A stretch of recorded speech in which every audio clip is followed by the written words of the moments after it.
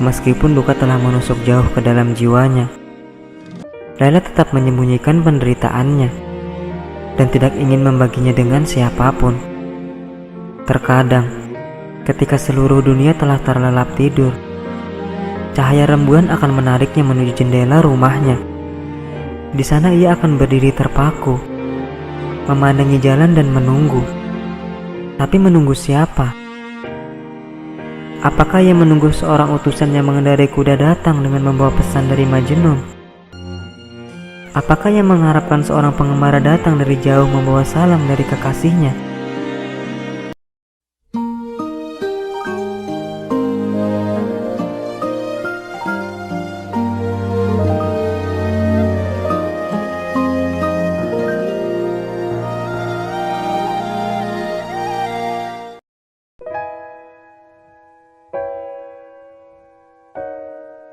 Meskipun Laila dan Majnun telah terpisahkan, api hasrat telah menyala di hati mereka.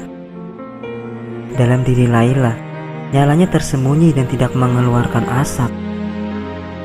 Ketika seseorang sedang berbaring sekarat, seorang dokter akan menaruh cermin di dekat mulutnya untuk melihat apakah dia masih bernafas atau tidak.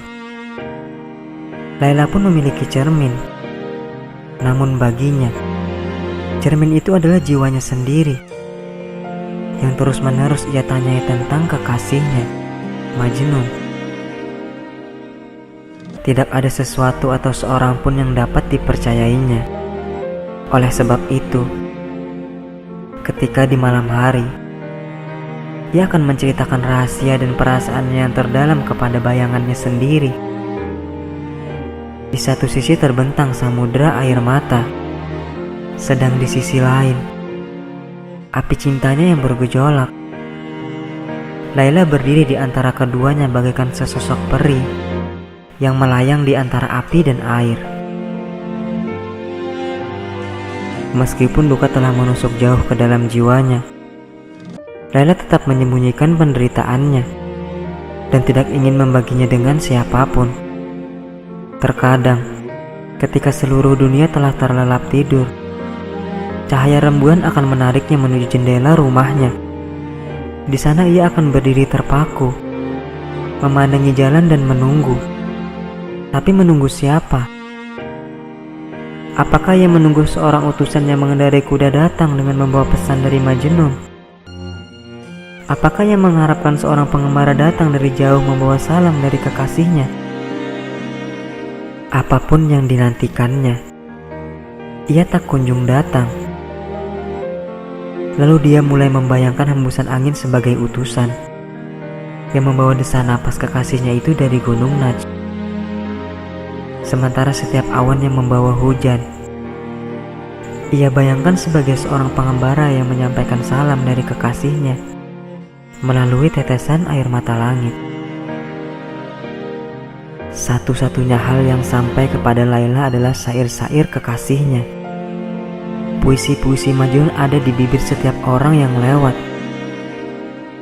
Bahkan anak-anak gelandangan di pasar pun akan melantunkan syair-syair kekasihnya itu dalam senandung mereka.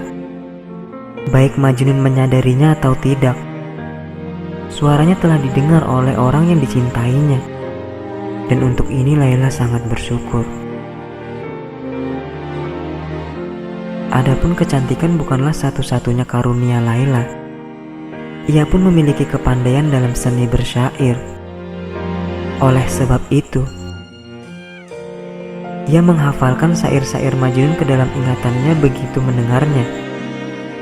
Kemudian, setelah menguntai mutiara-mutiara kearifan Majnun itu ke dalam sebuah rangkaian mawar syair, ia akan merangkai syair-syair balasannya.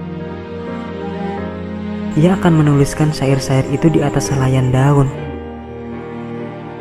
menuliskan alamat tujuan daun-daun itu dengan pesan-pesan pendek, seperti bunga melati mengirim kidung ini untuk pohon cemara, kemudian menebarkan mereka ke dalam angin ketika tidak ada seorang pun yang melihat. Kadang-kadang beberapa larik syair ini akan ditemukan oleh seseorang, dan penemunya setelah mereka menerka-nerka makna yang tersembunyi,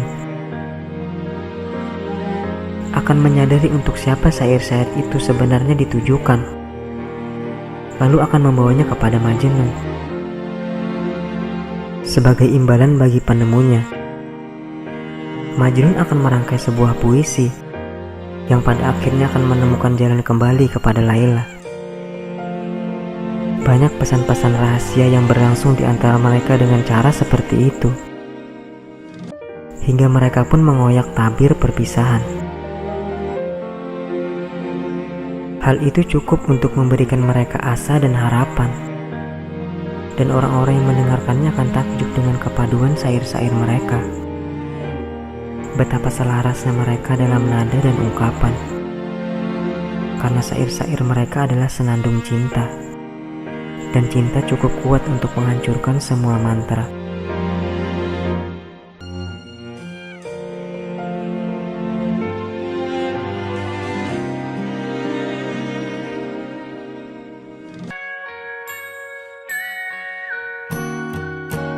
You are my sunrise, you are the daylight, hide in the shadows of my mind.